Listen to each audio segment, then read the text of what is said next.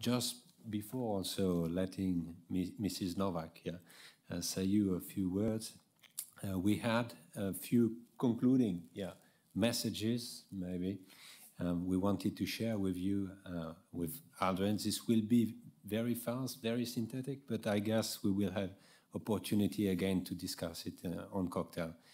First, we think that to engage the building sector in deep renovation toward net zero energy buildings, we then definitely have to meet professional stakeholders' expectations, and people expect also quality marks, quality benchmark tools in order to assess the performances of the building, to make it transparent, to make it reliable, to make it comparable at European scale. And this is really important. Our second message, and I hope this is not a bad joke, but we would like also definitely to avoid a building gate, playing with the words and so Dieselgate that you definitely know. And we know that we definitely promote at the time some predicted performances for building. And when we measure, most of the time, measurements does not meet exactly prediction. And we have to work on these reliability tools and methodologies so as to improve confidence in the performances and make sure measurements and effective results are meeting targets and meeting calculations. Our third message maybe would be, let's work already together, already yesterday, on the 2050 ready buildings.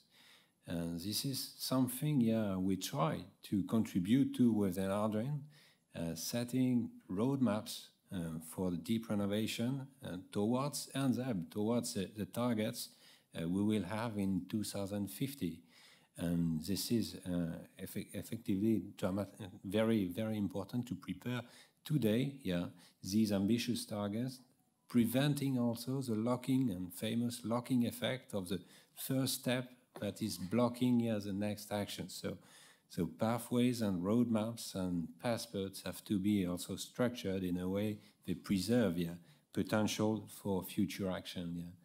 Our fourth message today, and I will recall the words maybe by Johan previously, from the boiler room to the boardroom, we definitely think there is an issue in the building sector and in deep renovation in getting this common language, in getting people talk together and exchange information and indicators in a proper way. And the work with some of the panelists, some of you, I will recall maybe the work we did with Sonia Benhammer from Allianz Real Estate, showed us how are the possibilities to link energy performance, health and well-being indicators to risk assessment for financial valuation.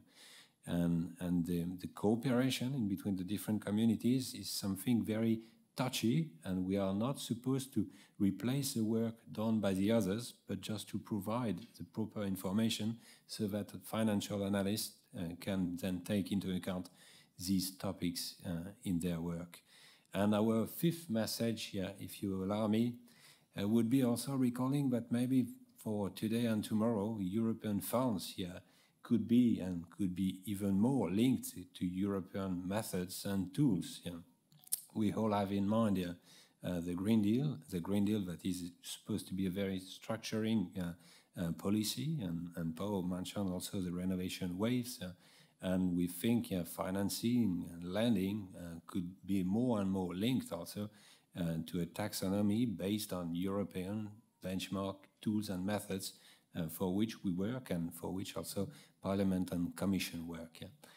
Thank you very much for your time and attention.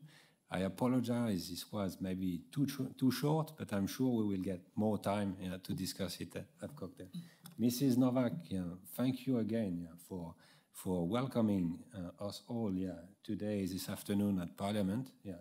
This was my first opportunity at Parliament, and I really liked it. So thank you again, and please, I guess you would have a few words here for the audience.